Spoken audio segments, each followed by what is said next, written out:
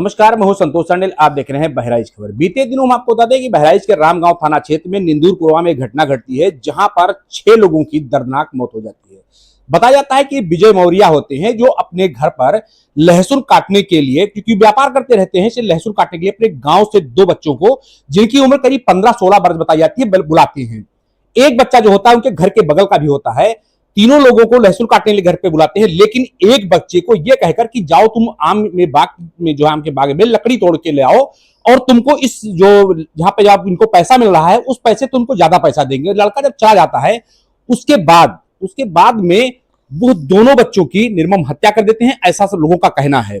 आपको बता दें कि वही दूसरे कमरे में जो बात आती है, वहां पर 4 लोग, जो विजय मौर्या होते हैं, उनकी पत्नी होती है, उनके 2 बच्चे होते हैं, उनकी जलने से मौत हो जाती है, आग लग जाता है, वो भी मृत पाए जाते हैं। हम आपको बता दें कि उसके बाद में इस घटना का मुख्यमंत्री योगी आदित्यनाथ भी संज्ञान लिया और बहराइच जिले के जिलाध्यक्ष को मौके पर भेजा, और ये जानने के लिए कि वहां पर आखिर घटना हुई क्या। तो हम सीधे जुड़ते हैं जिलाध्यक्ष ब्रजेश पांडे से और जानकारी करते हैं कि आखिर गए वहां पर तो क्या देखा। सर, क्या देखा वहां? हम लोग जब घटना घटती है 1 तारीख को हमारे विधानसभा मटेरा के अंतर्गत रामगांव मंडल के निंदुरपुरवा गांव में, तो संगठन ने निर्देश दिया और संगठन से वार्ता करके हम सब वहां पर गए। हम जो 2 कम उम्र के बच्चे थे जिनकी जो है मृत्यु हो गई, उनके परिजनों से भी हम सब ने मुलाकात की, उनकी माता पिताजी से हम सब ने भेंट किया। इसके बाद में विजय मौर्या का परिवार, जो 4 लोग साथ में ही झुलस के उनकी मौत हो गई, वहाँ पर भी हम लोग गए। परिवारजनों से भी वहाँ पर जो बच्चों के जो परिवार थे उनसे भेंट किया गया। तो यही घटना थी कि जो है विजय मौर्या ने 3 बच्चों को बुलाया, उसमें से एक बच्चे को वापस कर दिया किसी कारणवश, और 2 बच्चों को काम करने के लिए रोक लिया। परिवारजनों से जब वार्ता होती तो हमने ये भी पूछा कि क्या मतलब वो बच्चे डेली काम करने जाते थे या ऐसा क्यों था, पहले भी कभी काम करने गए थे। परिजनों ने बताया कि नहीं, ऐसा कुछ नहीं था। हो सकता है बच्चों को लालच रही हो कि त्योहार आने वाला है, कुछ दिहाड़ी मिल जाएगी, खर्चा मिल जाएगा, इस नाते दोनों बच्चे वहाँ पर गए थे। फिर ये सूचना मिलती है उन परिवारजनों की कि दोनों बच्चों की मौत विजय मौर्या के ही घर में, एक कमरा है, कमरे के बीच बीच में बाउंड्री है, दीवार है, और इधर उधर दोनों लोग, एक कमरे के ऊपर जो एक 2 छत्ती टाइप की होती है उसमें विजय मौर्या का जो परिजन है, मतलब वो, उनकी पत्नी और 2 बच्चों की मौत होती है, और बगल के कमरे में 2 जो हमारे कम उम्र के बच्चे हैं उनकी भी मौत होती है। बीच का दीवार किस परिस्थिति में टूटा गया, कैसे दीवार टूटा हुआ मिला, तो हम सब भारतीय जनता पार्टी के पदाधिकारी हम सब लोग वहाँ पर गए। वहाँ के अधिकारियों से, हमारी पुलिस अधिकारियों से वार्ता हुई, पुलिस अधीक्षक से वार्ता हुई, और परिजनों से हम सब ने भेंट किया। और परिजनों की भी यही मांग थी कि जो इसके पीछे जो भी घटना हुई है, इसके पीछे का रहस्य क्या है।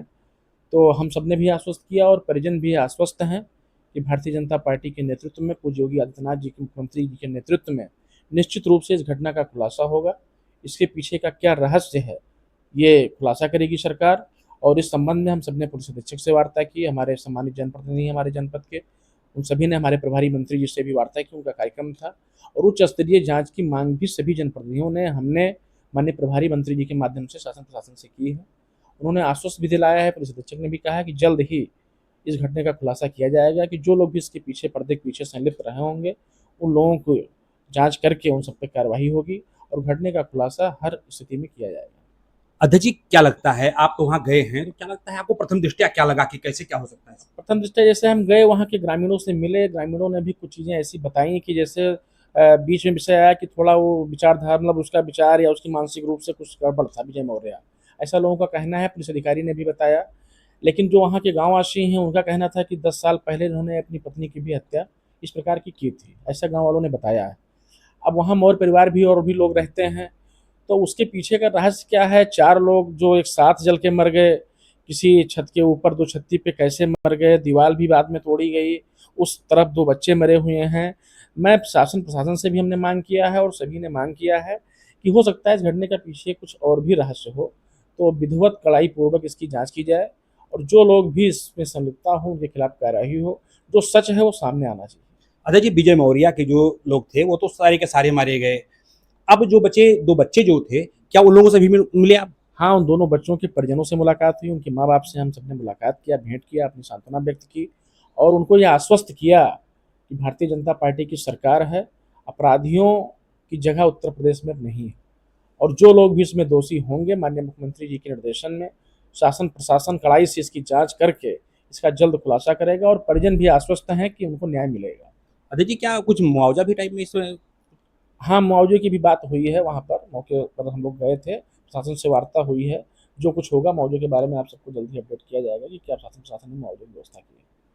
तो ये रहे जिलाध्यक्ष ब्रजेश पांडे जी, उन्होंने बताया कि शासन प्रशासन जो है ये भी लगा है कि किसी भी तरीके से मामले का खुलासा होना चाहिए और उसमें जो भी दोषी होंगे उनको कतई बख्शा नहीं जाएगा। Santosh Mishra, dairy news, Bahraich.